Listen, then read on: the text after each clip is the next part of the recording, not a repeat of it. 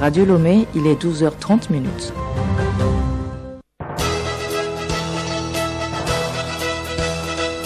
Le journal Geneviève Bognon. Merci de nous choisir pour vous informer à l'heure du journal de la mi-journée. Madame, Monsieur, bonjour. Au sommaire de cette édition, le permis de construire devient incontournable au Togo face aux fortes pluies enregistrées ces derniers jours sur le territoire national. Pour limiter les dégâts, les autorités appellent à la vigilance et à prendre des précautions. L'éducation pour tous, une réalité au Togo. La Fédération togolaise des associations des personnes handicapées, FETAF, valide depuis hier à Tchévi un document de stratégie de promotion des structures sociales. Ecobank enregistre une croissance de 35% au titre de l'année 2023. L'institution financière a tenu hier sa 36e Assemblée générale ordinaire couplée d'une session extraordinaire. Et puis, sport, football, le Togo prépare activement la rencontre de la 4e journée des éliminatoires de la Coupe du Monde 2026. Le Togo joue en déplacement la RDC ce dimanche à Kinshasa.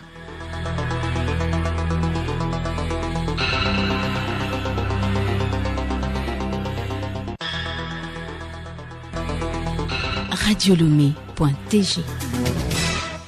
Une fois encore, bonjour. Le premier sommet Corée-Afrique a clos ses travaux mercredi. Plusieurs accords de financement et de partenariat entre la Corée du Sud et les pays africains découlent de cette rencontre. En marge des 2 jours de travaux, le chef de l'État, Faure Gnassingbé, a eu des entretiens avec plusieurs personnalités du monde économique, financier et des affaires. L'objectif de ce balai diplomatique réside dans les perspectives de renforcement de la coopération entre la Corée du Sud et le Togo. Nous vous proposons de suivre l'intervention du chef de l'État à l'ouverture du sommet. Je voudrais donc faire devant vous quelques remarques sur les conditions de développement en Afrique et en particulier dans mon pays, le Togo. Sans négliger les autres aspects, je veux mettre l'accent sur 2 conditions majeures.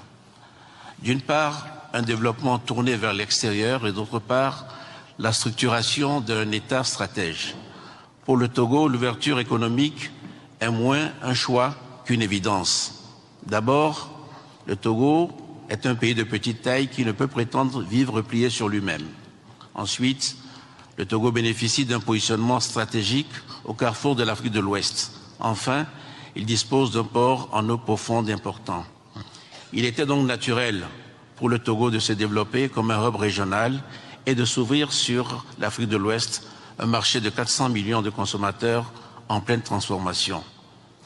Entre 2012 et 2022, le volume des transbordements effectués au port de Lomé a été multiplié par 60. L'efficacité de ce port rivalise aujourd'hui avec des infrastructures mondiales comme le port d'Anvers. Nous avons aussi besoin d'un État stratège. Pour moi, il revient évidemment à l'État de faciliter le développement du secteur privé. Chacun a compris aujourd'hui que l'ouverture économique doit s'accompagner d'un environnement favorable aux entreprises.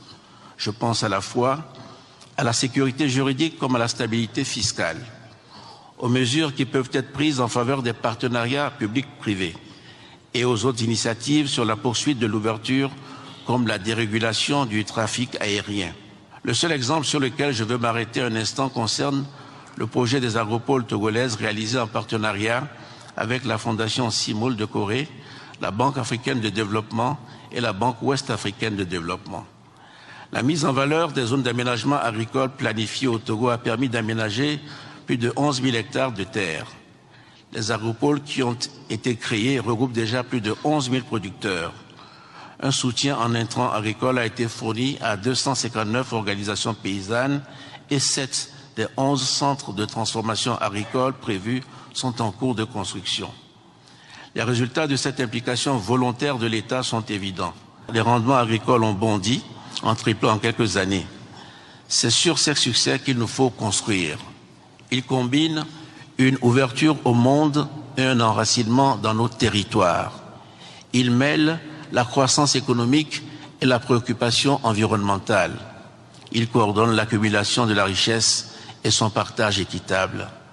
Dans ce cadre, Les économies africaines doivent être ouvertes aux partenariats extérieurs, quelle que soit leur origine. Une autre rencontre, les travaux de la semaine de l'intelligence artificielle IA se poursuit à Lomé. Ce sont des machines et matériels informatiques capables de travailler comme un homme. Les échanges de Lomé visent à améliorer leurs prestations. Hervé Segbono. La calculatrice, par exemple, fait des opérations énormes, de même que des logiciels soumis à de grands travaux en quelques minutes, une tâche que l'homme peut effectuer en 2 jours. Le panel 9 de la semaine de l'intelligence artificielle a été dédié ce jeudi à la formation en ces outils. Jérôme Ribeiro, panéliste. Première formation qu'il faut faire, c'est les enjeux de l'intelligence artificielle qui va vous permettre de comprendre ce qu'est l'intelligence artificielle. Et derrière, on va vous expliquer des cas pratiques pour que vous compreniez de suite, vous ayez le mindset de se dire « Ah, l'intelligence artificielle, c'est ça, je peux faire ça, etc. » L'intelligence artificielle s'adapte à tous les domaines d'activité. Jérôme Ribeiro. Si vous êtes un agriculteur, on peut vous former sur ce à quoi l'intelligence artificielle va vous permettre de cultiver beaucoup plus. Et ça, de prédire les maladies, de vérifier les maladies, etc. Et ça a beaucoup d'avantages. Donc c'est la magie de l'intelligence artificielle. Tout le monde, l'ensemble de l'humanité, peut se former sur la compréhension. De nombreux participants ont suivi la formation. Gracia Ameke, développeur en informatique. L'intelligence artificielle, c'est l'avenir. Je trouvais que c'était très bien parce que j'ai appris beaucoup de choses ici que je ne savais pas forcément. Ce que je retiens, c'est qu'il faut pousser notre curiosité pour ne pas rester en arrière. Parce qu'il y a plein de logiciels qui apparaissent, ChatGPT, Gemini. On l'utilise, mais est-ce qu'on sait vraiment ce que c'est? Comment est-ce que c'est fait? Qu'est-ce que ça peut nous apporter? Toi Bagnan, étudiant en sécurité informatique à l'université de Kara, trouve la conférence éducative. Le métier de l'IA au Togo, je suis très ravi d'avoir participé à cette conférence. Nous souhaiterons que d'autres éditions soient plus meilleures que celle-ci. La semaine de l'intelligence artificielle à Lomé prend fin ce samedi. Et l'intelligence artificielle peut contribuer à la performance des institutions financières. Ecobank a une bonne santé financière. L'information a été donnée hier jeudi à Lomé lors de la 36e Assemblée générale ordinaire de cette banque. Cette séance est couplée de l'Assemblée générale extraordinaire. Plusieurs sujets étaient inscrits à l'ordre du jour, notamment la présentation du rapport de l'année 2023 à Birelmont. Le rapport met en lumière les performances financières et les efforts du groupe Ecobank. La société a enregistré une forte rentabilité de 118 millions de dollars américains, soit une croissance de 35% à l'année dernière. Jérémy Aouri, directeur général du groupe Ecobank. Nous avons défini les stratégies, puis nous avons reçu l'appui du conseil d'administration pour l'exécution de ces stratégies. Nous avons investi dans de nouvelles secteurs d'activité également. Vous aurez dû remarquer que nous avons plus d'activités au niveau des banques de grandes entreprises et nous avons une croissance dans tous les secteurs de notre activité. Si vous suivez bien nos comptes, vous remarquez que les filiales ont connu une augmentation au niveau de leurs résultats. Il y a une augmentation de profit. Nous avons également un bon coefficient d'exploitation, ce qui est une première. Mais nous savons que nous devons continuer à travailler pour pouvoir pérenniser ces succès. C'est dans ce sens que nous allons investir dans de nouveaux produits et dans de nouvelles solutions également pour accompagner la clientèle.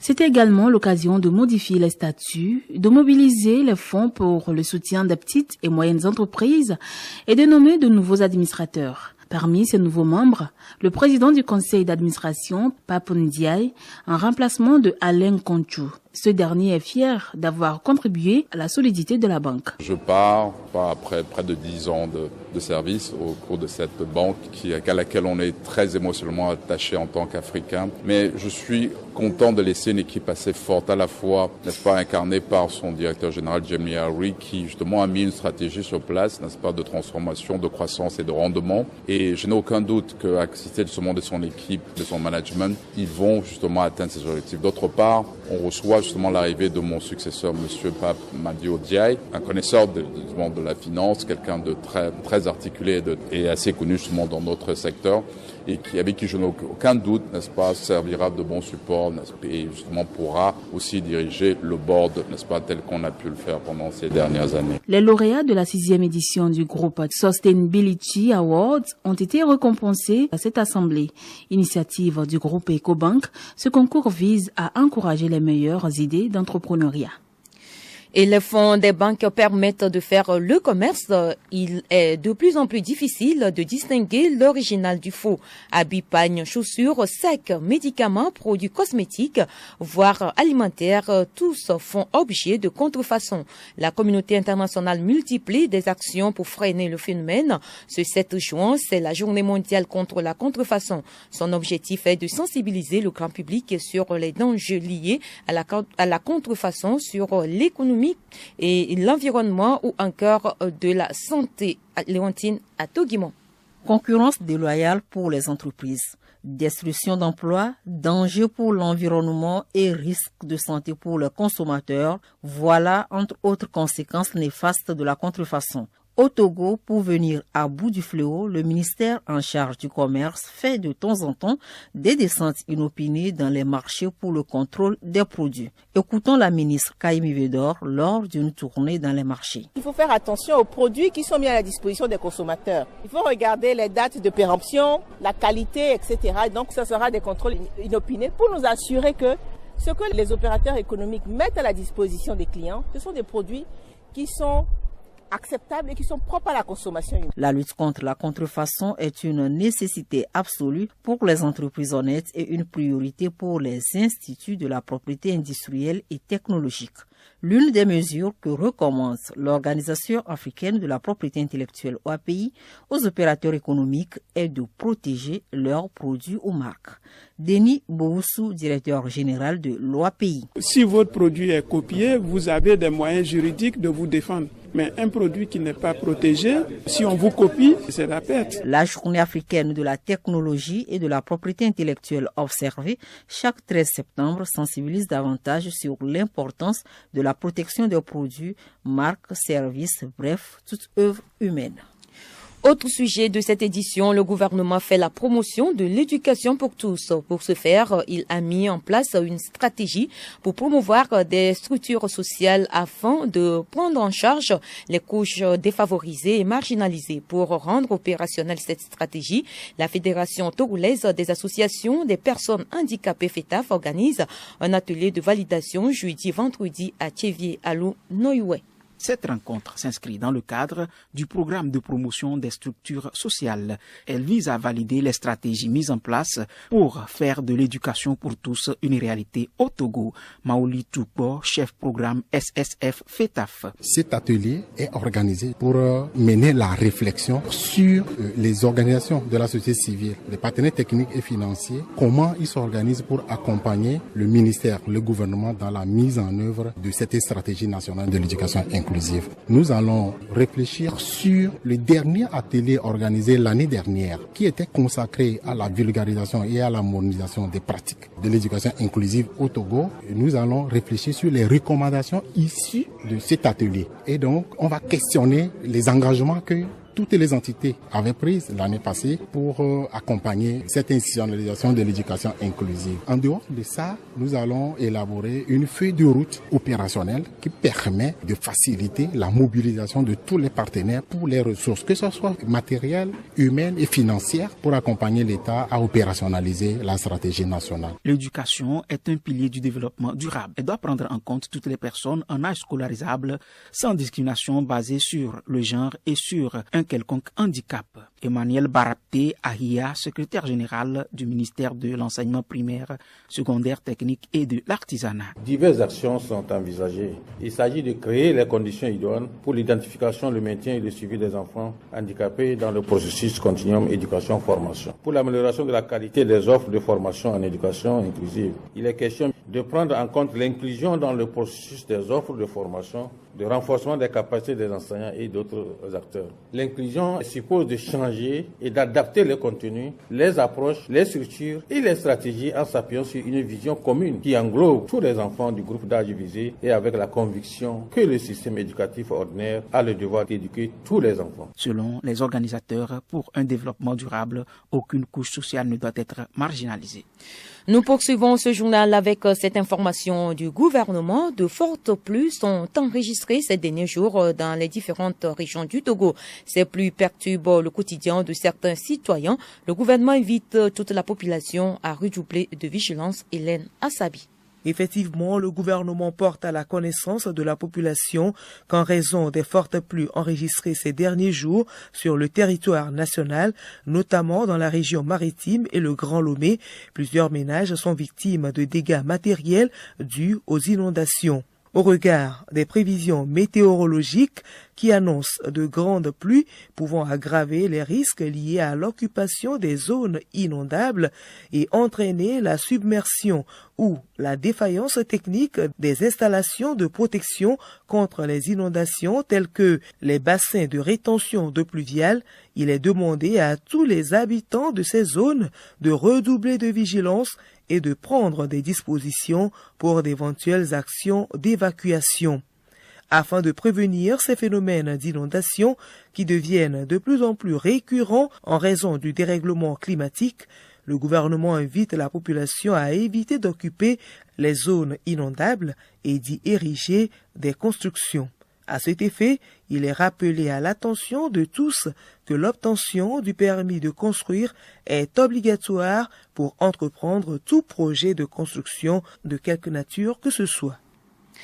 Direction la Mecque. Ils sont désormais tous en Arabie Saoudite pour les rites du Hajj 2024. Le dernier groupe de pèlerins du Togo est arrivé à Médine. C'est par cette ville sainte qu'ils vont rallier la Mecque où ils accompliront dans quelques jours les rites du 5e pilier de l'islam. Mais à Médine, les invités d'Allah sont déjà dans l'adoration et l'approfondissement de leur foi. Reportage Yasmine Adokou.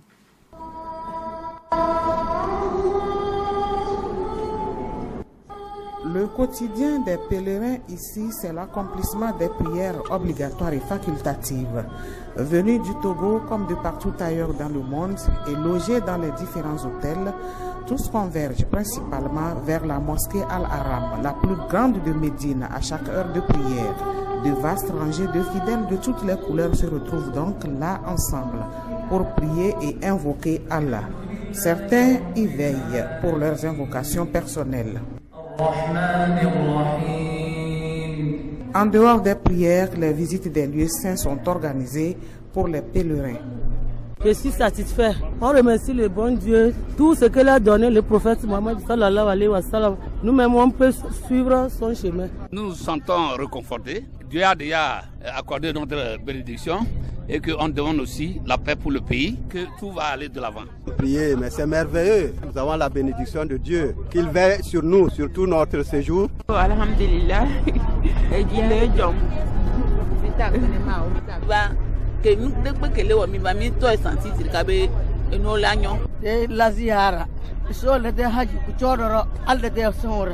Pourquoi l'étape de Médine retient l'attention des pèlerins? El Hadji Aya Moumine, responsable d'une agence de voyage. Médine est tellement important, c'est parce que c'est ici que le prophète alayhi salatu wassalam a fait sa vie. Et il a fait toutes les batailles des religions là, il a fait ça beaucoup ici. Et lui-même, il est mort ici, on l'a enterré ici. Il y a les mosquées aussi qui sont importantes. Après la mosquée du prophète Mohammed sallallahu, on l'a enterré. Raouda se trouve dans la mosquée du prophète. Le prophète a dit, celui qui a fait nafila là-bas, la personne est péché de l'enfer. Il y a la mosquée Kouba, là où il a commencé comme la mosquée.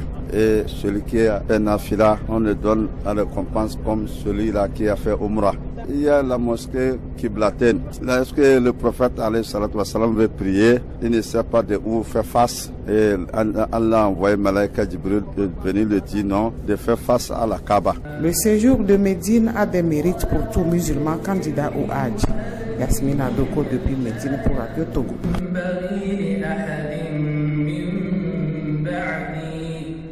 Vous écoutez Radio Lomé. Parlons culture à présent. Le Togo ambitionne pour son cinéma. C'est à travers le Festival international de films du Togo, FIFTO. La 8e édition de ce festival a été lancée hier jeudi à Lomé Kilim Boyodi. Cinéma togolais, de l'industrialisation à la professionnalisation, c'est le thème de cette édition. Ce festival est une occasion qui vise à booster le 7e art et propulser ce secteur vers de nouveaux marchés. Koutom et Sohanam, directeur du Centre national du cinéma et de l'image animée. Il y a plusieurs activités qui sont programmées. nous avons les ateliers de formation, nous avons les projections, nous avons les masterclass, les panels, les conférences. Après l'édition 2023, le succès a été vraiment retentissant. Nous avons consulté la plupart des acteurs togolais qui ont accepté qu'on change, au lieu que ce soit cinéma national, que ce soit festival international du film du Togo. Parce que cinéma international fait penser à un cinéma pour le Togo, pour être aux normes internationales avec les autres festivals du continent. Le ministre de la Culture et du Tourisme, Dr Gbenyon Lamadokou, a relevé l'importance du cinéma dans le développement culturel et socio-économique du pays. Le thème de cette année est crucial pour l'avenir de notre industrie cinématographique. L'industrialisation du cinéma togolais implique la création d'une infrastructure solide pour soutenir durablement la production cinématographique. Il s'agit notamment des studios, des écoles de formation, des fonds d'investissement et des plateformes de distribution. Cependant, l'industrialisation seule ne suffit pas. La professionnalisation est aussi essentielle. Il s'agit de former nos talents, de les accompagner dans leur développement et de renforcer les réseaux de collaboration nationale et internationale. Cette édition 2024 qui se déroulera du 3 au 10 août prochain aura la Côte d'Ivoire comme pays invité d'honneur. Aujourd'hui, vendredi, magazine Rendez-vous Culture au menu du festival de l'exposition d'œuvres d'art et de soirée musicale Angèle Moutoji. Soirée musicale au Goethe Institut à Lomé. Le roi du tam-tam parlant à Tumpani, Zambé vous fait voyager comme à son habitude dans les rythmes et chants inspirés de chez nous. C'est avec sa touche assez particulière, en complicité avec ses musiciens professionnels. Le rendez-vous est donc pris ce samedi 8 juin à partir de 19h. L'entrée est libre et gratuite. De la musique à l'art plastique, Enyago en français le bavard est le nom donné au vernissage acte 3 de l'artiste plasticien Eiram Kodjo Klingo. L'exposition se déroule du 17 juin au 7 juillet prochain au Centre culturel Le Poulailler. Le vernissage sera lancé le 15 juin prochain à partir de 19h. Et puis du festival pour finir, la 3e édition du festival Mianodou, en français Soyons Ensemble, est un événement annuel qui appelle à l'union entre les musiciens de tout genre. Mianodou 2024 se tiendra sous forme d'un bal de musique marqué par des prestations d'artistes, d'instrumentalistes et de tout autre acteur de la chaîne musicale togolaise. D'un festival à un autre, la 5e édition du festival de films européen va du 11 au 15 juin prochain. Des séances de projection gratuite de films variés pour enfants et adultes sont au programme.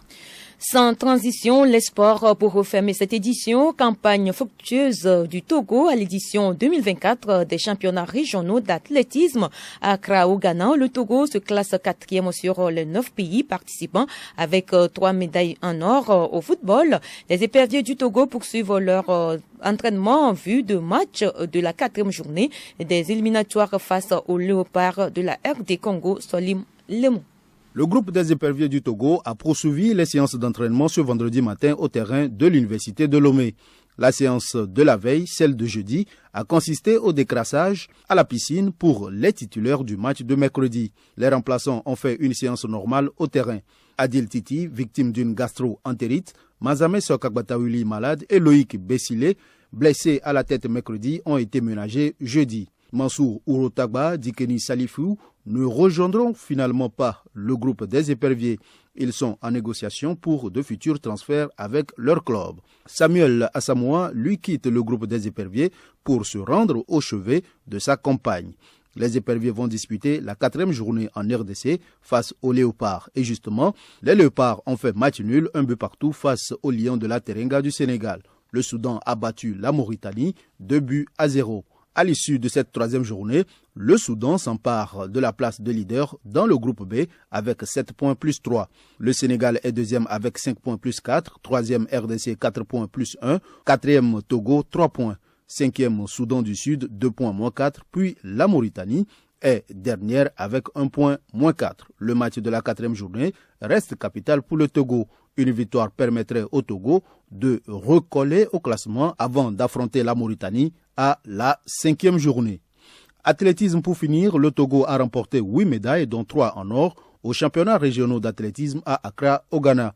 Youagbati Makman au 800 mètres hommes, Isaka Faiza au triple saut féminin et Tchalem Sohona Mondom au lancer de poids masculin ont remporté les médailles d'or pour le Togo. Avec cette moisson de 8 médailles, le Togo est 4e derrière le Nigeria premier avec 18 médailles dont 13 en or, le Ghana 2e avec 23 médailles et le Burkina Faso 3e avec 15 médailles.